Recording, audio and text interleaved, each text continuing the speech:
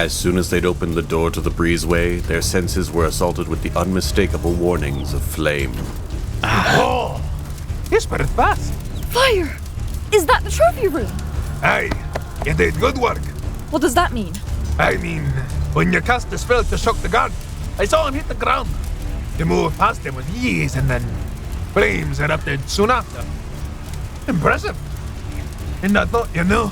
You didn't say fire. Thought I didn't need to. I did that? She looks at the smoking buildings, trying to find the lie in Gus's words. But she remembers the blackened footprints in the floor of the boutique. She'd weaved the same magic just before meeting up with Gus. But she hadn't seen fire. Surely it was Cal's men who did this, but why would Cal burn down his own home? If the coup was successful, any burnt rubble would be his. There had to be an explanation.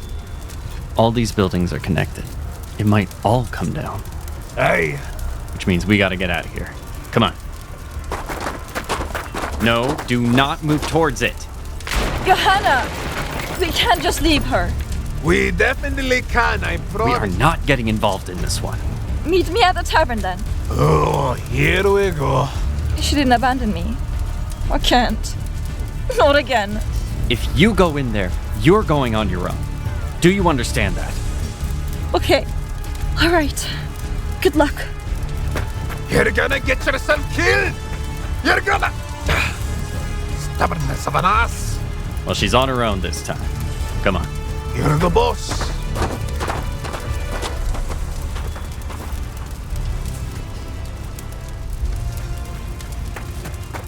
Lyra rushes towards the mayhem, bypassing swords, arrows, and shields which swirl in a sea of troubles around her. But she won't let the flames take Johanna. Not this time. Not this time. Ah! To weave magic is to redesign the world. She hears the words of her lessons in her head as she lays on the ground. As she comes back to standing, one nameless and faceless enemy comes at her with a sword.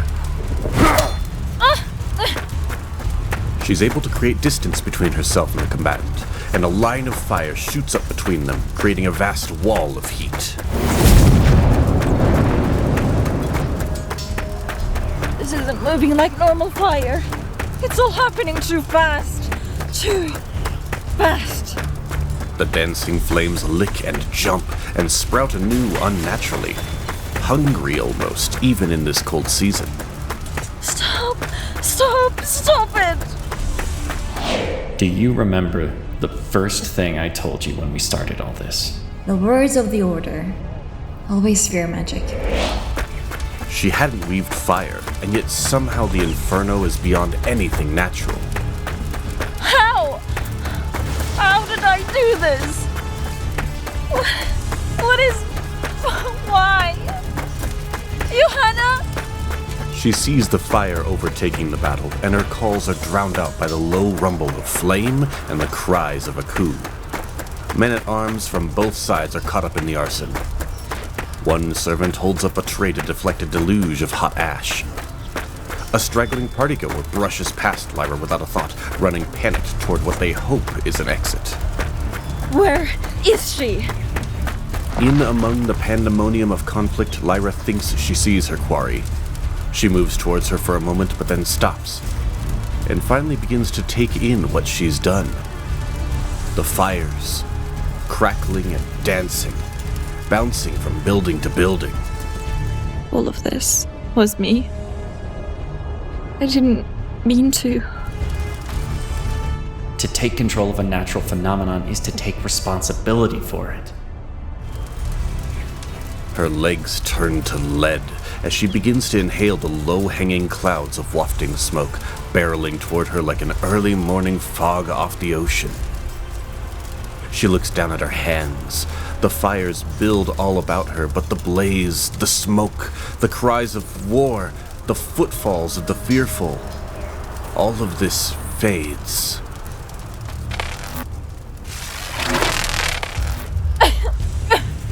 And the affliction comes for her once more. Ow! building up painfully in her forearm.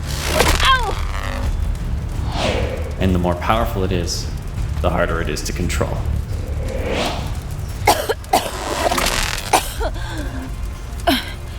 Johanna. So many. And I'll make sure that you never change me. No Lyra. matter what. You are a gambler. Whether you like it or The not. least I can do is show you how to undo harm as well, don't Can't you just think? behave like everything is normal. Did you now? That'll pack a punch. Not interested. Always fear I magic. use the spell to protect myself and Gus. This isn't about your life. I'll never let this happen again. To anyone. Never. She falls to her knees, her lungs filling with smoke, but now she's forced to relive Pexrith. And she can't stop it. Her world becomes loud, painful, suffocating, convulsive, and then quiet.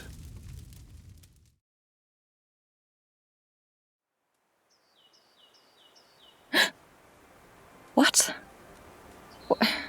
What is... She awakens. She's seated on a finely crafted bench of dark timbers, placed oddly in a field of short grass and many flowers, hills rolling in the distance. It's unseasonably pleasant and sunny. Where am I? She immediately jumps up the bench beneath her before noticing a napping black and white cat next to her. She steadies her breathing, enveloped as she is by the lightly graced aroma of pollen. Oh. I'm... dead. Death is a black cat with white mittens. Naturally. The sleeping cat curls further into itself as if to accentuate its relaxation. Not exactly. Oh! Seraphin! Wait, where are you? Am I dead? Her head is on a swivel as she looks for Seraphin. She doesn't find him. Is this a spell? I thought you said I was on my own back there. I did. Someone convinced me otherwise. Gus. She takes a moment to fully grasp her surroundings. Everything is unseasonable, too perfect, too serene. You've planted annuals. It's a good thing I'm not allergic. As though on cue, the tuxedo cat's head lifts and begins to survey the same fields she's referring to, before laying its head back down, aloof, bored even. Allergic to what? Cats? Or pollen?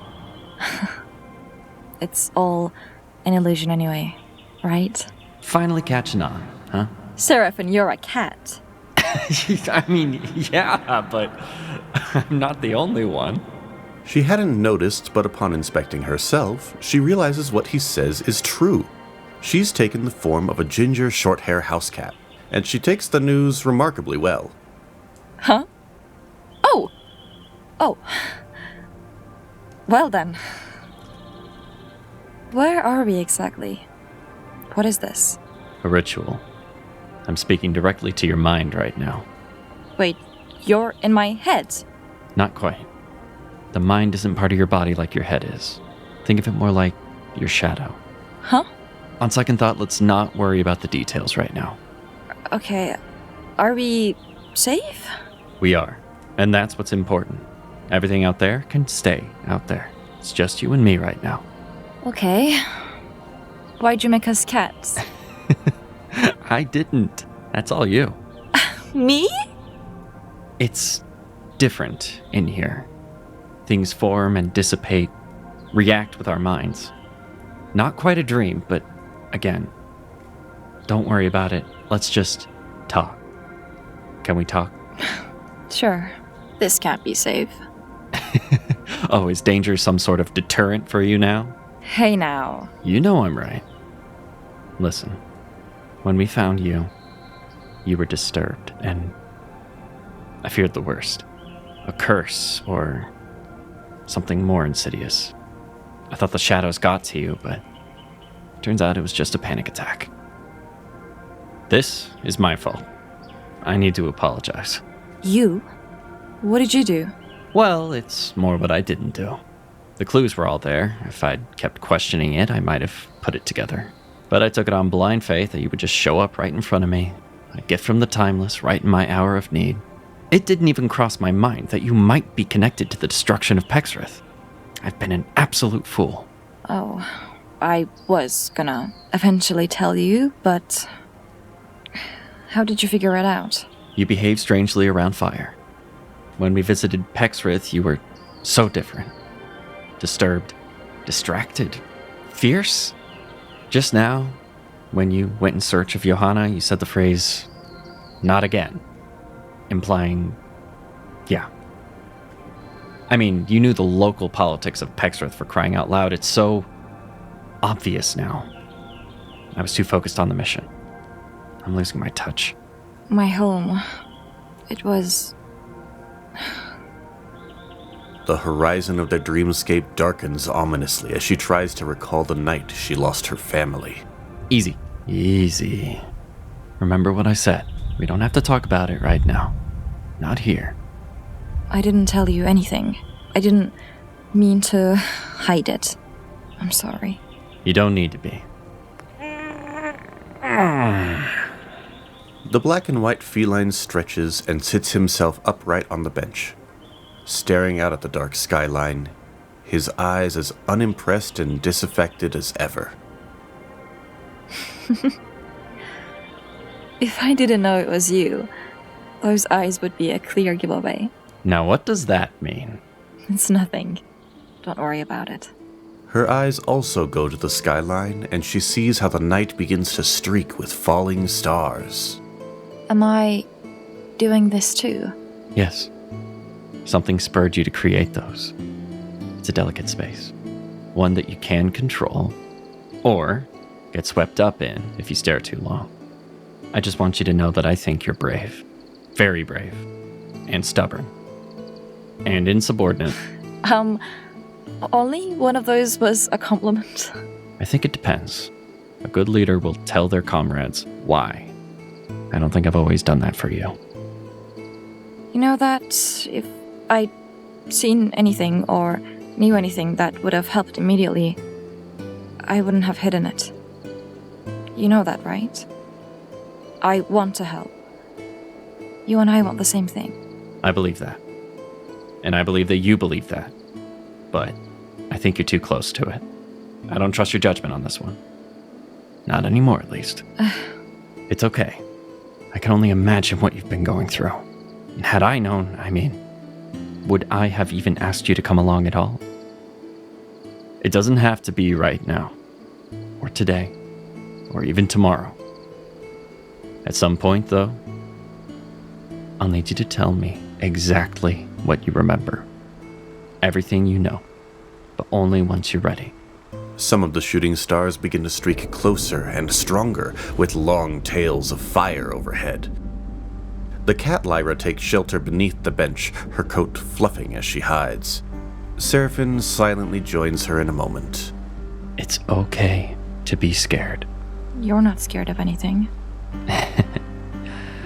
That is decidedly untrue. I started that fire, Seraphin. In the trophy hall. I know. Almost certainly wild magic. A lack of control from whoever weaved it. I weaved it. The wind shifts about them, tossing the grass and flowers, while the shooting stars overhead begin to transform into flaming balls of fire cascading down and colliding with the horizon. Calm. Intention matters, Lyra. It was an honest mistake. I'm just as bad as the one who destroyed my home. Bad? Bad people do good things all the time. And good people can do bad things too. That's a load of nonsense. Listen to me. People are complicated and messy, and it shows in the magic that we create. Your job isn't to judge, it's to accept that you have the potential for both good and bad within yourself. That's true for you. That's true for me. That's true for everyone. Our job is to look for the good and choose that wherever possible. Wherever possible. This is why weaving requires calm. Yes, emotions are powerful, Lyra, and very real, but they don't always reflect reality. The more strongly I feel about a thing, the more likely my ego is getting in the way of the truth. But that doesn't also mean that it's always wrong to be angry about it. You're losing me. All right, let me simplify it. I've seen mages get consumed by the very spells that they weave. I don't want to see that happen to you. You sound so alone. Sometimes I feel alone, like I'm the only one trying to do the right thing. But I know that feeling isn't true. Do you know how I know? How do you know? Because I've been watching you. You feeling guilty? Good. You understand the burden of it. This is what it means to be a mage. Okay. From under the bench, she sees the flaming comets give way to a gentle rain, which extinguishes the budding fires in every direction. Her fur mellows, but her tail continues to flick in alert spasms. I don't know how I'm supposed to thank you for coming back for me. You should thank Gus. I'm just happy you're okay. Her tail continues to flick sporadically. When she feels Seraphin's tail overlap lightly with hers, she looks over to him. In an instant, the bench is gone and they're standing in the rain. Instead of a cat, she's looking back at the Seraphin she knows. Instead of a tail, she feels herself gripping him by the hand. It's her hand again, too, not a ginger paw. He pulls her close and she embraces him. I'm done with magic. Shh. Tomorrow will take care of itself. Today, we lick our wounds. Okay.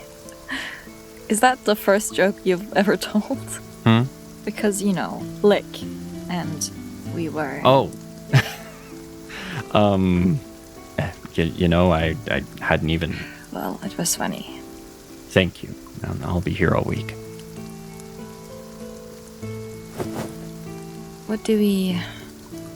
What happens now? Whenever one of us chooses to end it, it ends.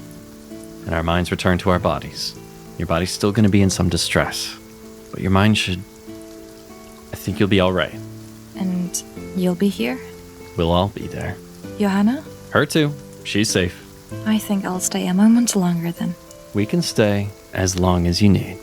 A new bench appears in the space with enough awning to keep them both dry as they sit side by side, admiring the dreamscape together. Hey, watch this.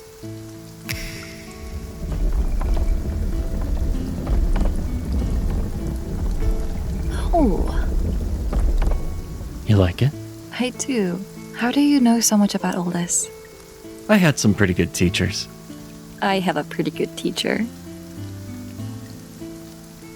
Can I try? Yes, go for it.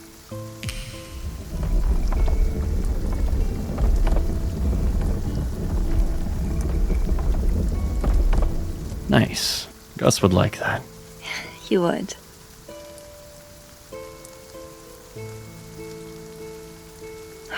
Okay. Ready? Yes. Take me back. All right. It's all you.